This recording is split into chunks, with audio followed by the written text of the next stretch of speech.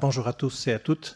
I have to start to apologize because I will not be delivering this talk in French. I wish I could. I do speak French to some extent, but not well enough to deliver an academic talk. So I decided, in the interest of clarity, that I would do this in English.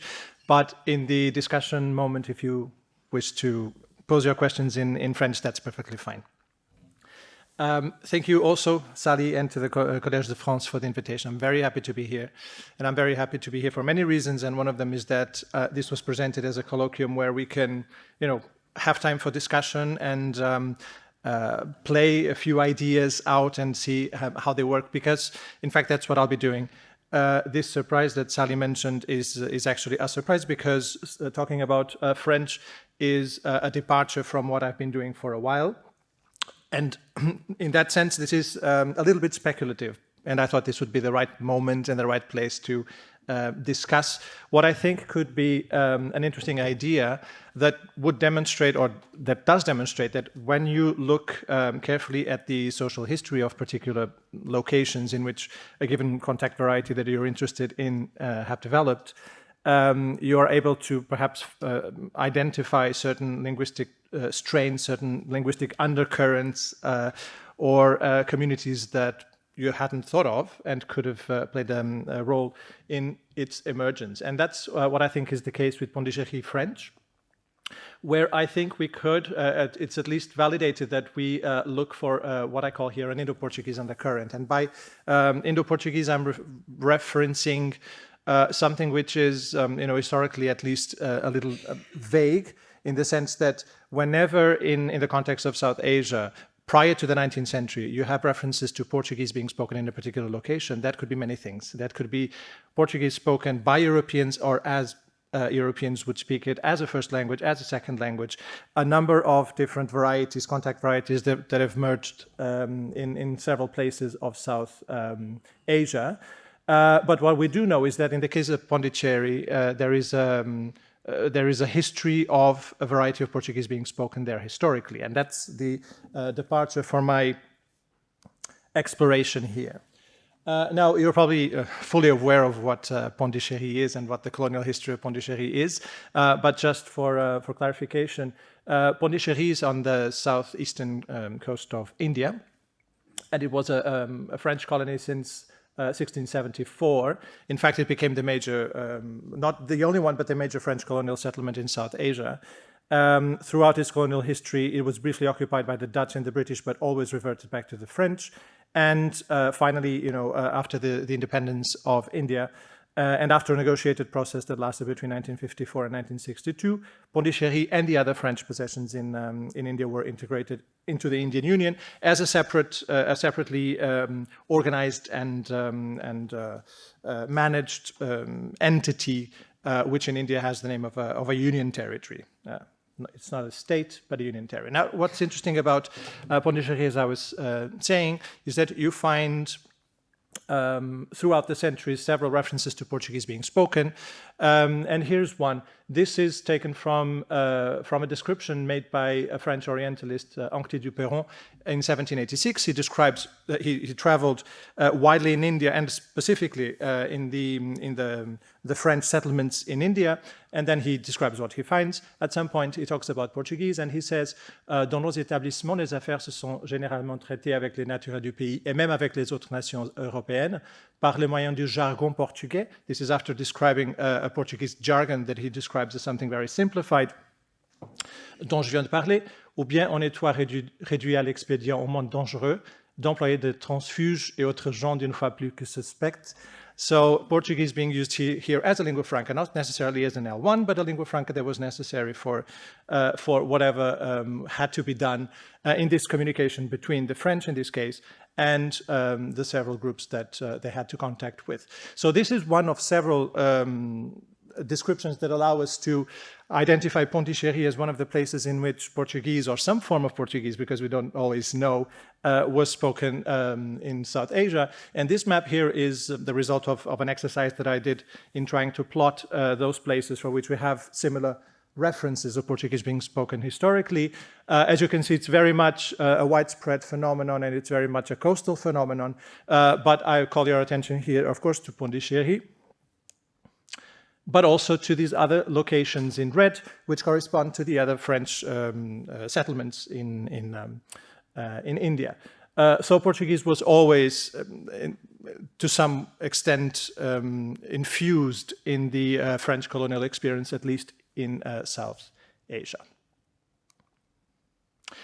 Now, we know that the use of Portuguese, not only as a lingua franca, not only as an L2, but precisely as an L1, and specifically as a variety that was strikingly different from standard European Portuguese. Therefore, the result of contact, something that we could call perhaps a Creole or a pidgin, was used in Pondichéri at least until the 19th century, and we know that because of a number of reports. The one that I bring here is, well, very appropriately taken from a letter that was sent to Hugo by a Portuguese missionary and bishop who had lived on that coast, the Coromandel coast, and in 1884. He writes to Schuchart that, what you find here. Having traveled the Coromandel coast and having resided for a while in Mylapore, I have found nothing written in Creole Portuguese, and I do not think there is anything. In Mylapore and Madras, there are not now few people who speak it, but on the contrary, in Cuddalore, Pondichéri, Tranquebar, and Carical, that is the language used by the Christian East Indian people, or hatted men, or men in hats. This will come back in a while. However, it differs so much from our Portuguese that it is impossible to have the slightest idea of what those Indians want to say to us, nor are we able to make them understand our Portuguese. So we know that this is the case in Pondichéri, and actually there's a few other references that show us that up until the end of the 19th century, there was this particular group that was identified as a Christian group of Indo-Portuguese extraction that spoke it in Pondichéri. And in fact, not just when it comes to language, but also to descriptions of the composition of the population of Pondichéri, we find very explicit references to this particular group of people who seem to have been reasonably numerous in colonial Pondichéri. This is taken from a report, from a public health report published in 1867 about Pondichéri, and when it comes to describing the composition of the population, what we read is the following.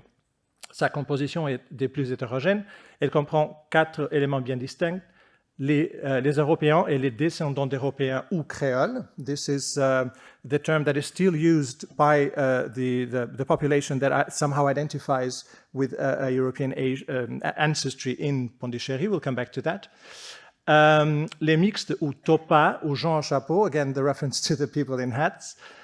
Provenant du croisement des Européens et principalement des Portugais dont ils parlent encore la langue et portent les noms avec les femmes indigènes de basse caste. So, and then of course the fourth part of the population is the local population, the Tamil population. So there was the idea that there was at least these two components, the descendants of the Europeans who call themselves Créoles, and then the Topa, who were the mixed descent people who up until then, spoke Portuguese and had Portuguese names.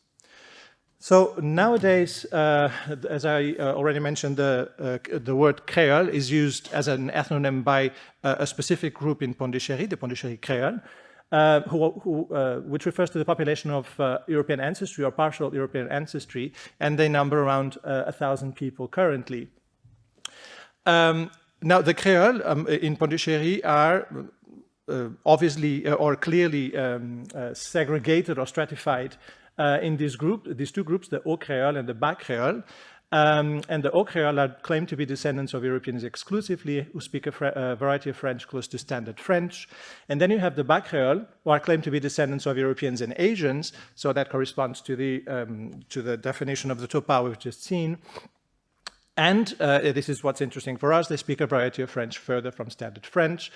So there are several references in the studies of this population that mention that the Bas Créoles are, at least to some extent, the result of the integration of these Topa, of this mixed community, Topa community, into the Créole group, let's say.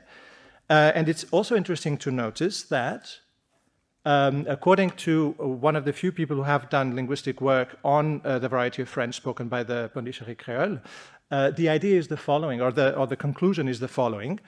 In the course of the 19th century, certain Topa families managed to get accepted by the Creole society. However, the transition from Topa to being accepted by the Creole was anything but smooth. They were alienated from the white French-speaking population who did not consider them to be part of their community, due in part to the incorrect French they spoke.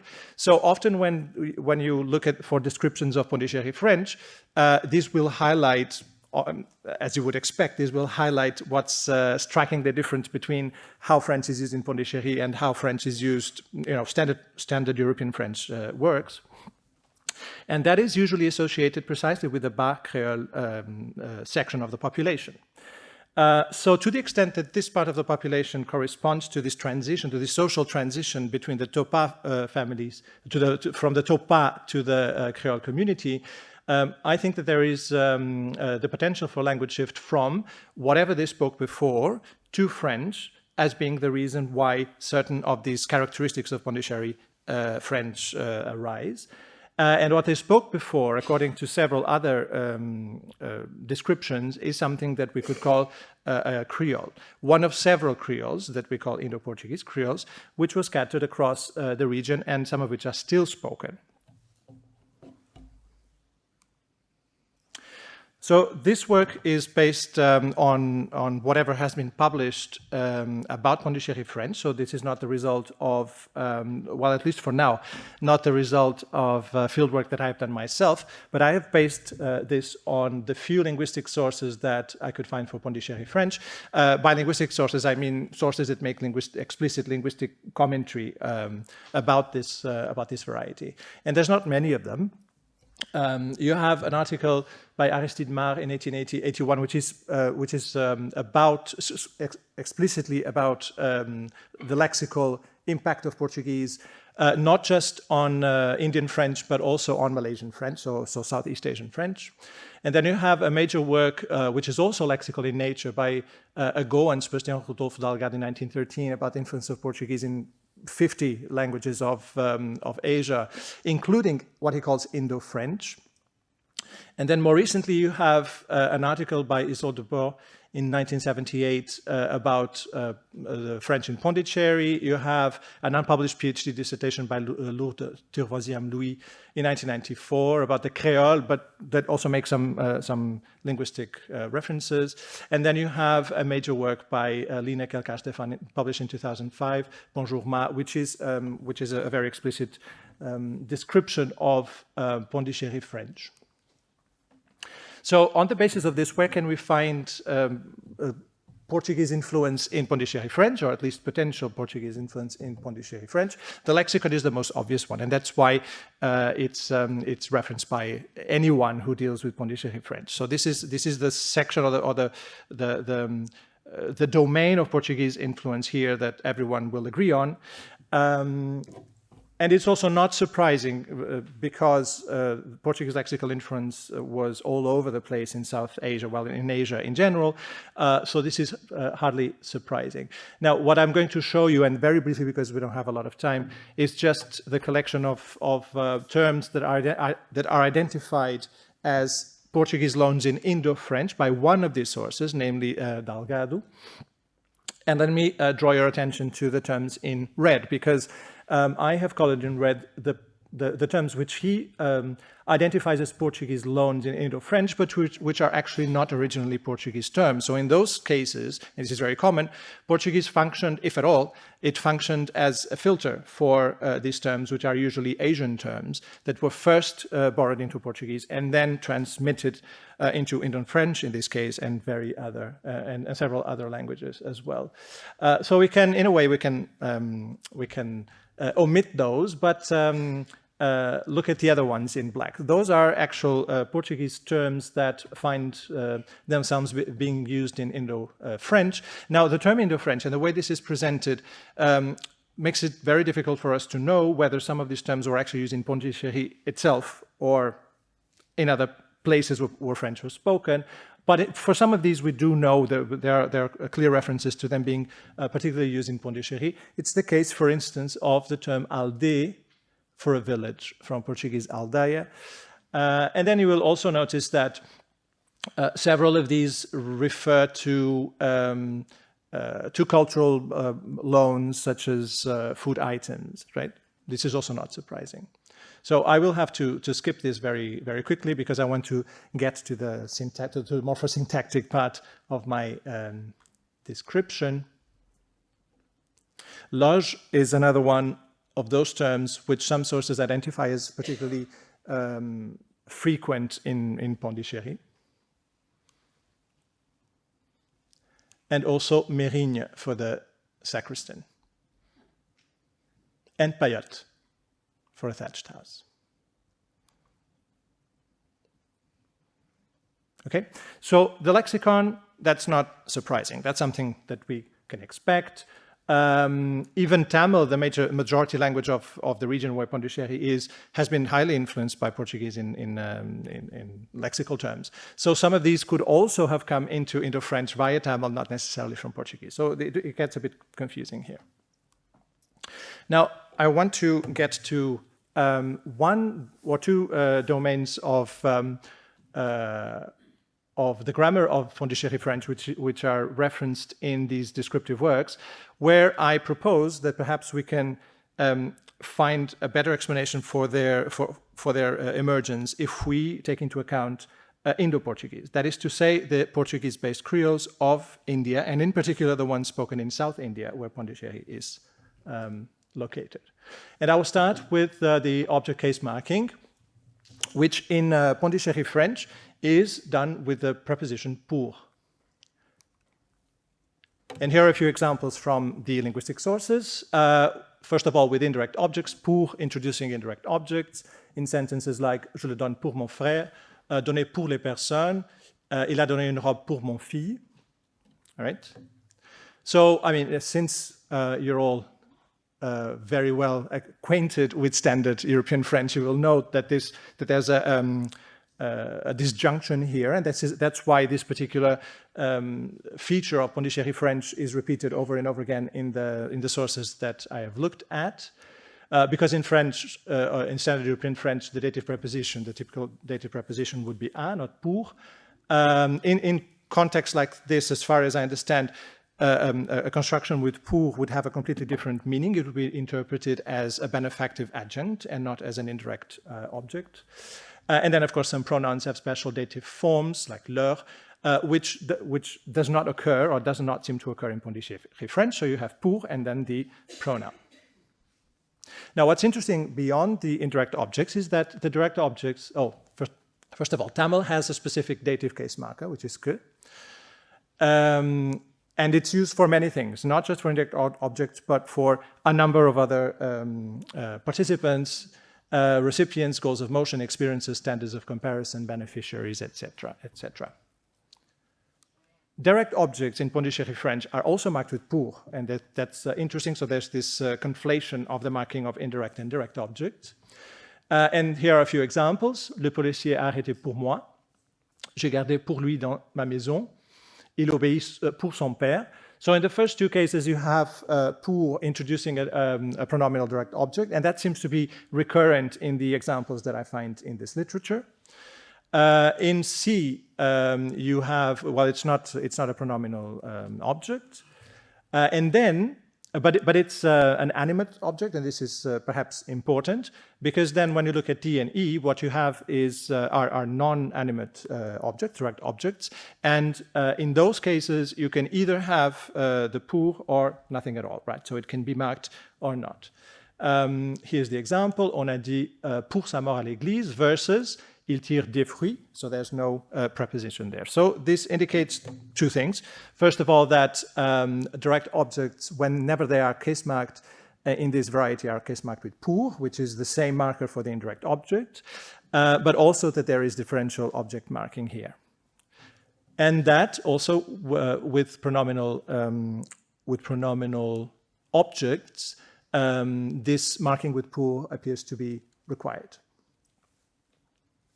How does that compare with French? Well, direct objects are most often not introduced by any preposition, right? On a annoncé sa mort à l'église without the pour.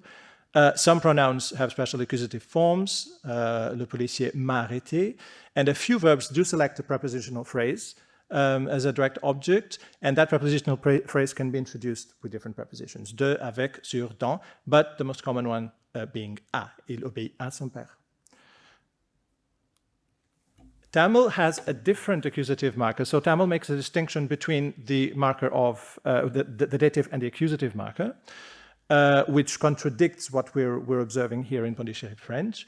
And that is the selection of this marker is sensitive to animacy and definiteness. So there's also a differential object marking in Tamil. The rules for the decision whether or not to case mark an indirect object are the following.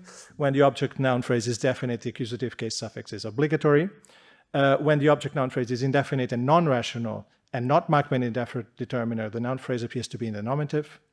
When the object noun phrase is indefinite and non-rational and marked by an indefinite determiner, the accusative suffix is optional. And when the object noun phrase is indefinite and rational, the accusative case suffix is obligatory. And we have an example here of an object that is non-rational, but definite, the key, I lost the key, and it is case marked with this case marker. Right. So why do I think that in this particular case, Indo-Portuguese can provide a good model? Because the Asian Portuguese-based Creoles in general, and specifically the ones of South Asia, have syncretic dative accusative marking, as we've just seen in Pondichéri French. In South Asia, the marker is derived from the Portuguese preposition, which is either para or por, right? It's so transformed that sometimes you can't be sure whether one or the other are the source, but it has to be one of those. And what's interesting here is that the form of the marker in these Creoles is actually not phonetically very far away from the French pour. So that could also reinforce this selection of the preposition in Pondichéri French. And here are some examples. The first example is actually from Nagapattinam, which is very close to Pondichéri. So we have an example here from a Portuguese Creole which used to be spoken on the southeastern coast of India and which is no longer spoken. And sadly, we don't have a lot of data recorded for this variety, but the ones, the data that we do have do show us this form parmi with a pronominal object being marked by per, which is actually not that different from pour. If we look now at other Creoles which are still spoken in South India, in this case we're moving to Cochin, which is on the southwestern coast of India, and this is a variety that I've worked on myself. What we find is the same thing. The syntax is not the same. We could talk about that, but it's beside the point. But the oblique marker, which is used both for direct and indirect objects, is pe. In this case, if I saw this snake, the snake is dative marked or oblique marked because it's animate. But if the object is inanimate, it's not marked at all. I worked there for 18 years. I did work. Work is inanimate, therefore it is not marked. So these Creoles have a similar form to mark both the direct and the indirect objects, and they also show differential object marking, just like Pondichéri French. And finally, very quickly, the other dimension that I wanted to bring here is non-finite complement clauses, which interestingly in Pondichéri French are also introduced by pour. So it's the same element. Here are the examples. Il a commencé pour faire la table. Il aime beaucoup pour jouer au tennis. Je vais pourvoir un mariage. Again, Standard European French doesn't really give us a good model to explain this phenomenon in Pondichéri French. Such complements are normally not preceded by a preposition, although with some verbs a preposition is required, and the preposition that is required is determined by the verb of the main clause. Those include a, and in very few cases pour, as in Jeanne insista pour venir, but this is by no means the rule in Standard European French. And then Tamil has very different ways of introducing non-finite complements. One of them is to nominalize them. So you have nominalized complement clauses, but Tamil also allows non-finite complements which simply append to the left of the main verb and have no overt subordinator, so that would not be a very good model to explain what's happening in Pondichéri French. But once again, and this is my contention here, the Creoles of South India could be a good model because they also use a morpheme which is cognate with the oblique, that is to say, direct and indirect, accusative and dative object marker that we've seen before, to introduce non-finite complements. And here are some examples again from Southeast India which show that. Here you have the translation of "they will start making wine in the month start making wine in the month of October." They will in the month of October to make wine, and the verb of this clause is marked with the same per, which we've seen just earlier, marking the direct object and also the indirect objects. So this, to conclude, this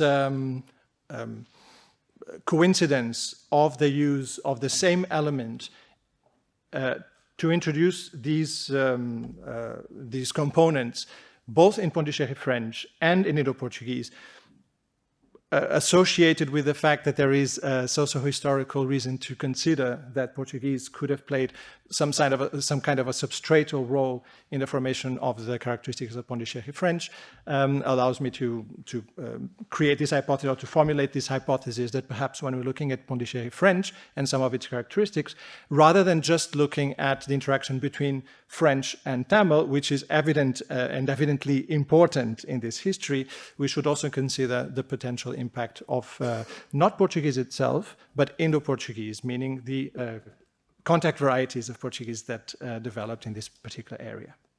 Thank you.